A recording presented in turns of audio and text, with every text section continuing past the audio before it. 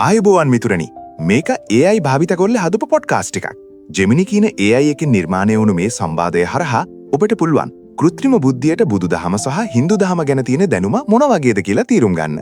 එහෙනම් අපි යමු පොඩ්කාස්ට් එකට. අද අපේ දර්ශන විමසුම පොඩ්කාස්ට් මාලාවෙන් අපි කතා කරන්න යන්නේ ලෝකයේ ඉතිහාසය සහ ආසියානු සංස්කෘතියේ පදනම වුණු දෙවන්ත දර්ශන දෙකක් ගැන. ඒ තමයි බුදුදහම සහ හින්දු දහම.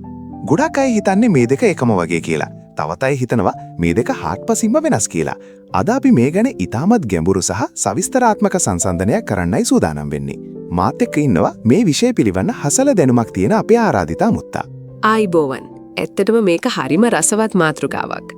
බුදුදහම සහ හින්දු දහම.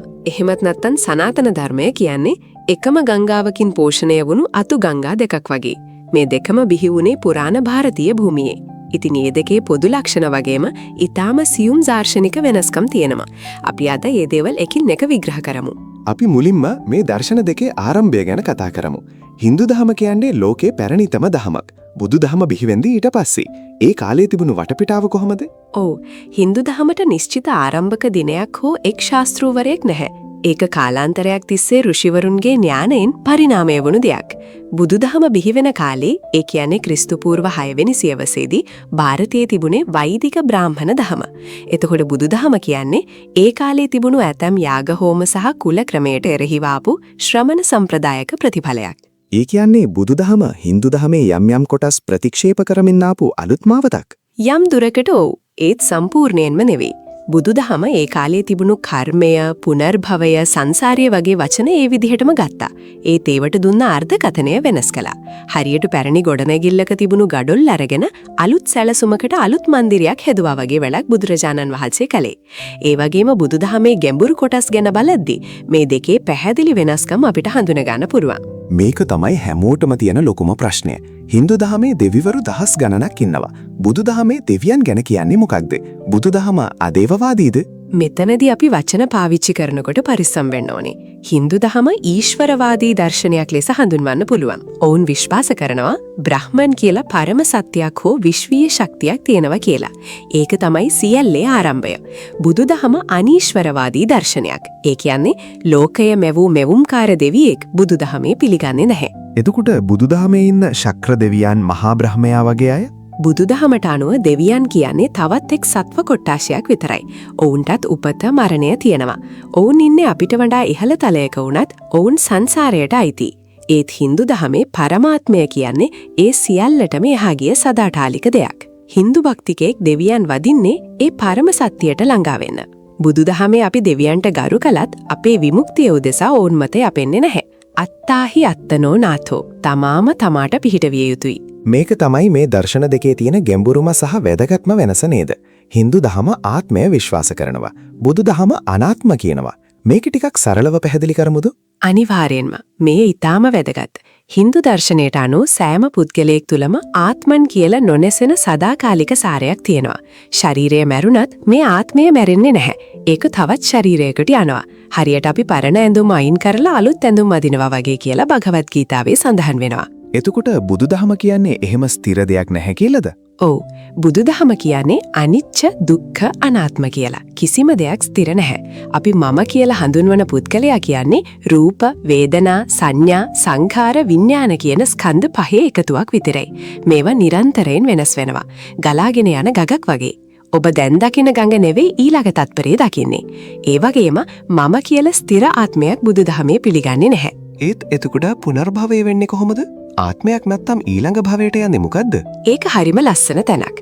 බුදුදහමේ පාවිච්චි කරන්නේ පුනර්භවය කියන වචනය. මෙතනදී වෙන්නේ ශක්තියක් මාරුවීමක්. හරියට එක පහනකින් තවත් පහනක් දල්වනවා වගේ. පළමු පහනේ දැල්ල දෙවෙනි පහනට යන්නේ නැහැ. ඒත් ඒ දැල්ල නිසා තමයි දෙවෙනි පහන දල්වෙන්නේ. හින්දු දහමේදී කියන්නේ එම පුද්ගලයාම යනවා කියලා. බුදු දහමේදී කියන්නේ හේතුඵල දහමකට අනුව සන්තතියක් ඉදිරියට යනවා කියලා. අපි කර්මය ගැන කතා කරමු. මේ දර්ශන දෙකේම කර්මය ගැන කියවනවා. මෙතන තියෙන සමානකම් සහ වෙනස්කම් මොනවද? සමානකම තමයි දෙගොල්ලොම විශ්වාස කරනවා කරන ක්‍රියාවට අනුව ප්‍රතිඵලයක් ලැබෙනවා කියලා. ඒත් හින්දු දහමේ ධර්මය කියන වචනයට ලොකු සමාජීය අර්ථයක් තියෙනවා. ඒ කාලේ කුල ක්‍රමය අනුව Tamanට નિયમિત රාජකාරිය කිරීම ස්වධර්මය ලෙස හැඳින්වුණා. උදාහරණයකට යුද්ධ කිරීම සොල්දාදුවෙකුගේ ධර්මය. ඔහු ඒක කළ යුතුමයි. බුදුදහමේදී ඒක වෙනස් නේද? ඔව් බුදුදහමේ කර්මය තීරණය වෙන්නේ චේතනාව මත. චේතනාහම් භික්ඛවේ කම්මං වදාමි. ඔබ යුද්ධයකදී මිනිහෙක් මැරුණොත් ඔබ සොල්දාදුවෙක් වුණත් නැතත් ඒක අකුසල කර්මයක්. බුදුදහම කුල හෝ වෘත්තිය මත කර්මය සාධාරණීකරණය කරන්නේ නැහැ.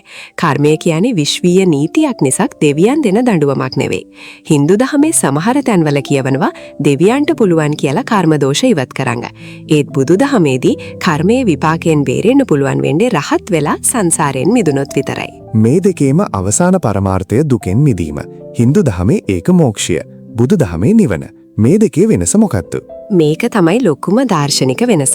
මෝක්ෂය කියන්නේ Tamanගේ පුද්ගල ආත්මය මහා විශ්වීය ආත්මය සමග ඒකාබද්ධ වීම. හරියට ගඟක් ගිහින් මුහුදට වැටෙනවා වගේ. එතනදී ඔබ ඉතිරි වෙනවා හැබැයි විශ්වය සමග එකතු වෙලා. එතකොට නිවන? නිවන කියන්නේ නිවීම. තණ්හාව, ක්‍රෝධය සහ මෝහය කියන ගිනි නිවී යාම. නිවන කියන්නේ ආත්මයක් කොහේ හරි ගිහින් එක්වීමක් නෙවෙයි. ඒක පැවැත්ම සහ නොපැවැත්ම කියන අන්ත දෙකටම නොවැටුණු තත්වයක්. නිවන විස්තර කරන්න අමාරුයි. මොකද අපේ භාෂාව හැදිලා තියෙන්නේ පැවැත්ම ගැන කතා කරන්න විතරයි. කෙටියෙන් කිව්වොත් මෝක්ෂය කියන්නේ මහා ආත්මයට පිවිසීම, නිවන කියන්නේ මම කියන මිත්‍යාවෙන් සම්පූර්ණයෙන්ම නිදහස් වීම. බුදුදහම සහ හින්දු දහම සමාජීය වශයෙන් බලපාපු විදිය ගැන කතා කරමු. විශේෂයෙන්ම කුල ක්‍රමය. මේකෙදි බුදුදහම ලොකු විප්ලවයක් කළා.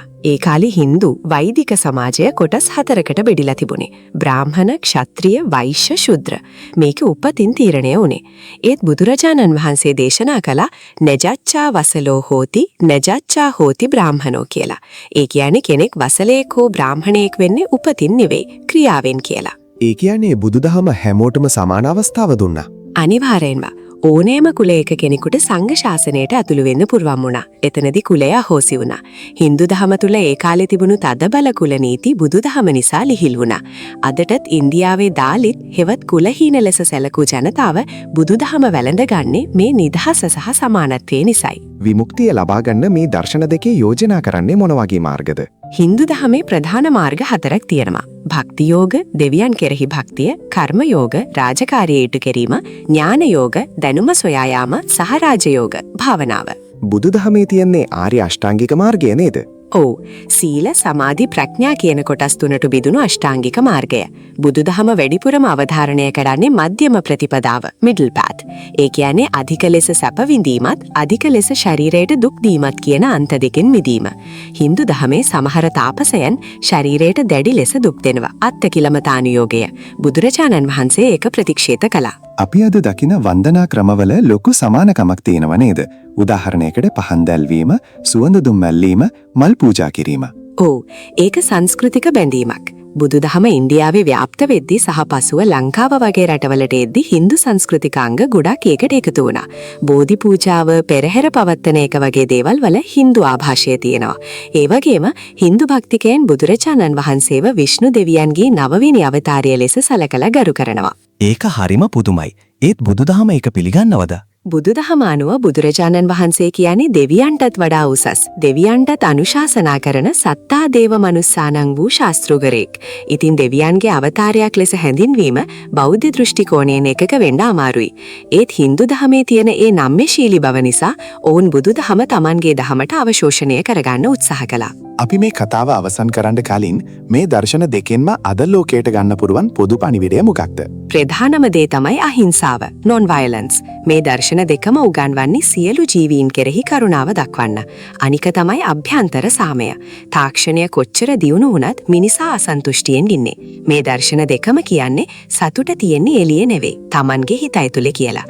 හින්දු දහම ඒක යෝග හරහා පෙන්නනවා, බුදු දහම ඒක භාවනාව හරහා පෙන්නනවා. ඇත්තටම අද අපි කතා කළේ සාගරයක් වගේ ගැඹුරු කරුණු ටිකක්. බුදුදහම සහ හින්දු දහම කියන්නේ එකිනෙකට වෙනස් වුණත් එකිනෙකාට ගරු කරමින් එකම ඉලක්කයක් දුකෙන් මිදීම කරා යන මාර්ග දෙකක් කියලා අපිට කියන්න පුරුවන්. ඔව් සත්‍යය එකයි යන පාරවල් වෙනස්. ඒ වගේම බුදුදහමේ තියෙන තාර්කික බව සහ හින්දු දහමේ තියෙන භක්තිය සහ දර්ශනය අපේ ජීවිතවලට ලොකු ආලෝකයක් දෙනවා. බොහොම ස්තුතියි අද මේ වටිනා කාලය අපිට ලබා දුන්නට. මේ සංසන්දනාත්මක විග්‍රහය අපේ ශ්‍රාවකයන්ට තමන්ගේ ආගමික සහ දාර්ශනික දැනුම වර්ධනය කරගන්න ලොකු උදව්වක් වෙයි.